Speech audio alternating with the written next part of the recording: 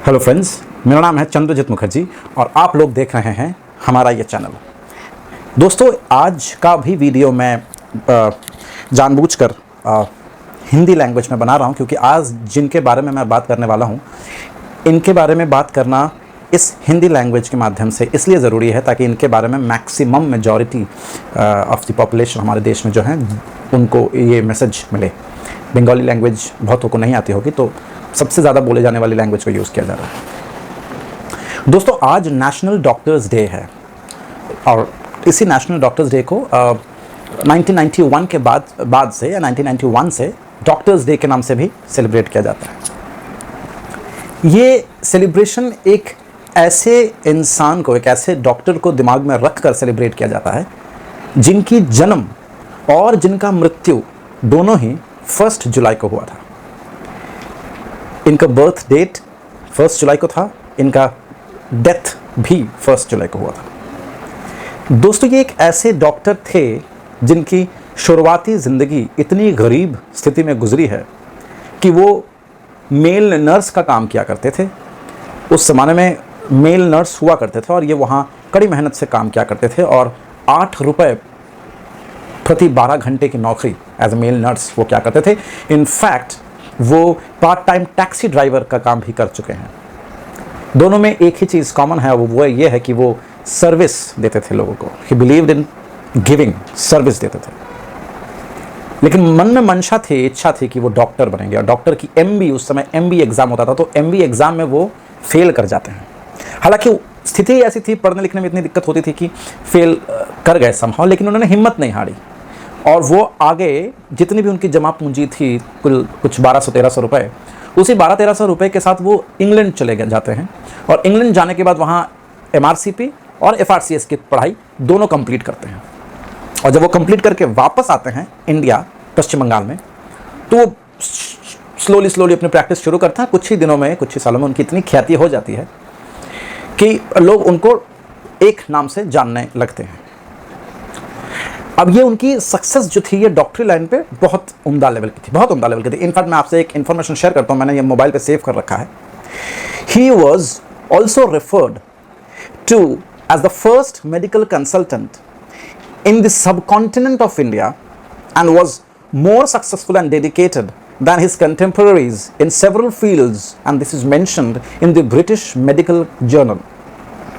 So British Medical Journal में ये बात सामने आई है कि he was one of the first medical consultant in the subcontinent of India. जरा सोचिए, ये ट्रांसफॉर्मेशन ये उसी के साथ हो सकता है जिसके दिमाग में, जिसके दिल में देने के लिए, लोगों को देने के लिए, लोगों की सेवा करने के लिए सेवा भाव है। 1962 में उनका निधन होता है। हालांकि 1961 में उनको भारत रत्न से नवाजा जाता है। 65 साल की उम्र में, when he was 65, he became the chief minister of West Bengal, and he is still one of the most successful chief ministers that we had in Bengal so far. 1948 से लेकर के 1962 तक वो चीफ मिनिस्टर के पद पर रहते हैं। 1962 में उनको तीसरी बार हार्ट अटैक आता है और इस बार वो हम सबको छोड़कर चले जाते हैं। उनके सेक्रेटरी कहते हैं, जिनका नाम था सरोज चक्रवर्ती, उनका कहना यह था कि एक ऐसे चीफ मिनिस्टर थे जिन्होंने अपने घर, संपत्ति, अपना शेयर्स, अपना बहुत ही पसंदीदा घर शिलोंग के हिल्स पे, सब कुछ उन्होंने बेचकर जो पैसे आए थे उसको दान करा था जनता जनार्दन की डेवलपमेंट के लिए। आज की तारीख में जो सपने में भी नहीं सोचा जा सकता, किसी भी पॉलिटिशियन के बस की बात नहीं है, कम से कम आज। अपने चीफ मिनिस्टर के सर्विस के काल में भी वो हर दिन सुबह 7 बजे अपने घर में फ्री में प्रैक्टिस करते थे और अपने सहायता के लिए उन्होंने 2 डॉक्टर को अपॉइंट कर रखा था जिनको वो खुद अपनी जेब से तनख्वाह देते थे। कुछ लैंडमार्क काम जो उनके एरा में हुआ, जिन्होंने बंगाल का रचयिता है इनफैक्ट एक तरीके से, तो उन्होंने कुछ लैंडमार्क काम जो उनके एरा में हुआ है। सर्वप्रथम जो है वो है Durgapur Asansol industrial hub.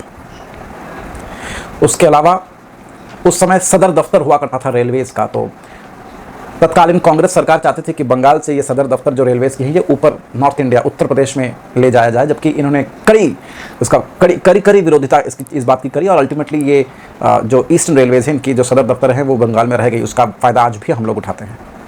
Farakka barrage या बैरेज उनके समय में हुआ। हल्दिया पोर्ट सिटी उनके वजह से बनी।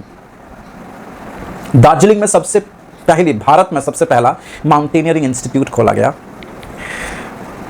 कल्याणी, कलकत्ता, विधाननगर ऐसे एरियाज इनकी वजह से बने। इनकी वजह से दिल्ली में सबसे पहली बार बंगाल भवन बना। जी हाँ दोस्तों, ये जो अलग अलग स्टेट्स के भवन या हाउसेस जो दिल्ली में हैं, आप इनको चाणक्यपुरी में देख सकते हैं।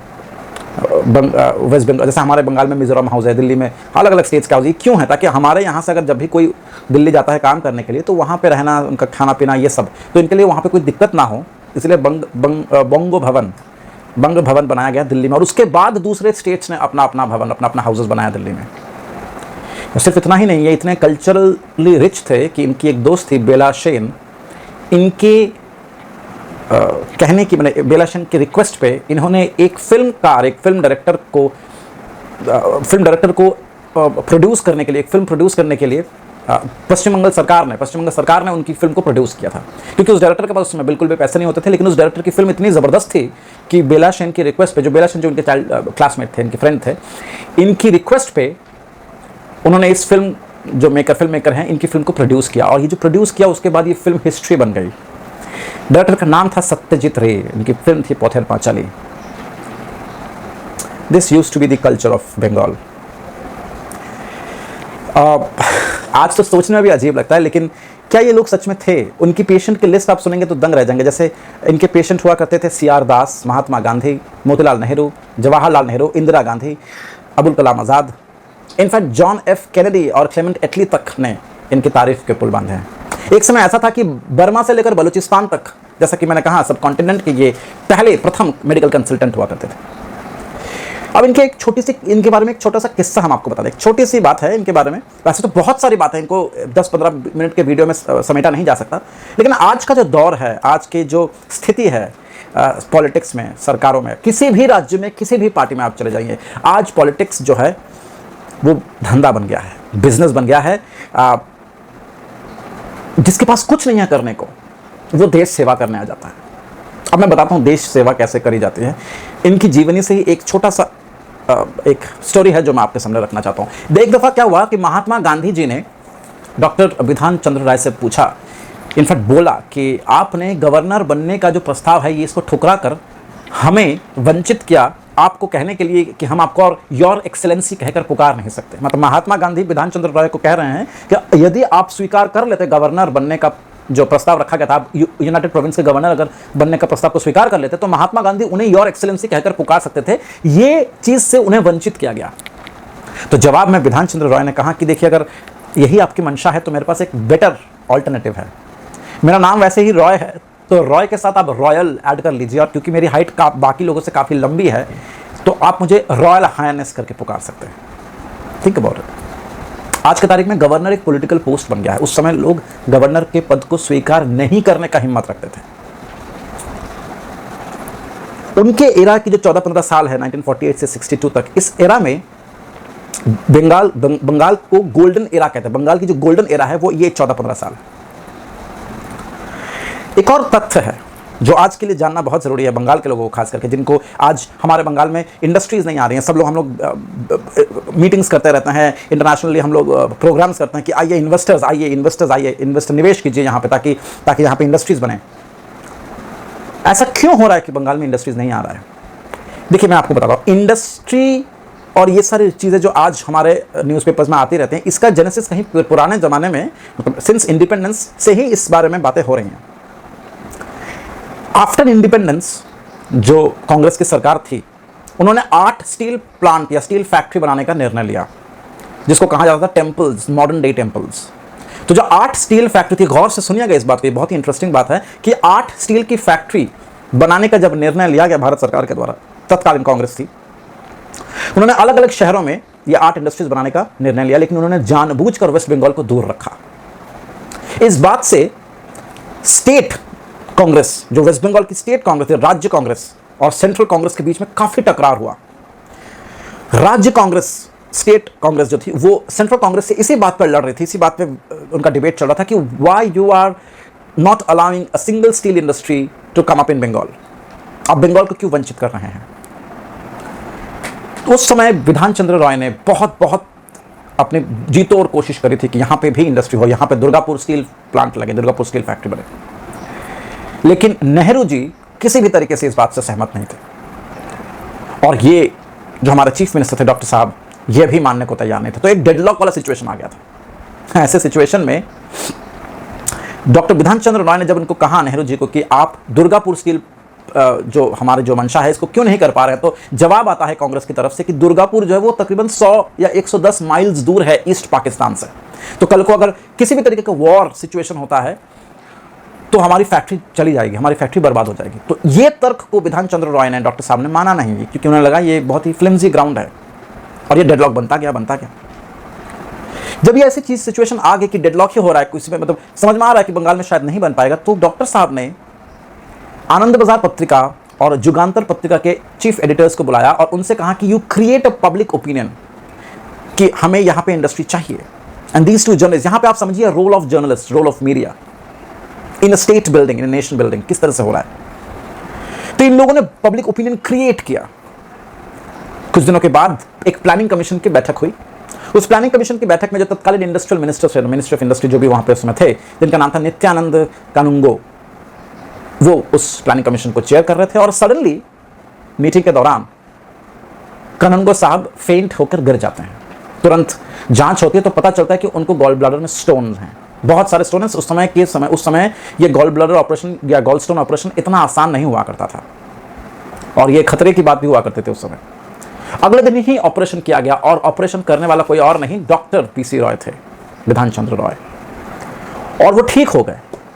बाद में उनसे पूछा गया कि फीस क्या लेंगे आप, तो बीसी रॉय साहब ने कहा कि मुझे एक ही फीस चाहिए अगर आप कुछ देना चाहते हैं तो वो पूछते हैं क्या, तो बोलते हैं कि बंगाल को दुर्गापुर स्टील प्लांट दे दीजिए, उसको सैंक्शन कर दीजिए बंगाल के लिए।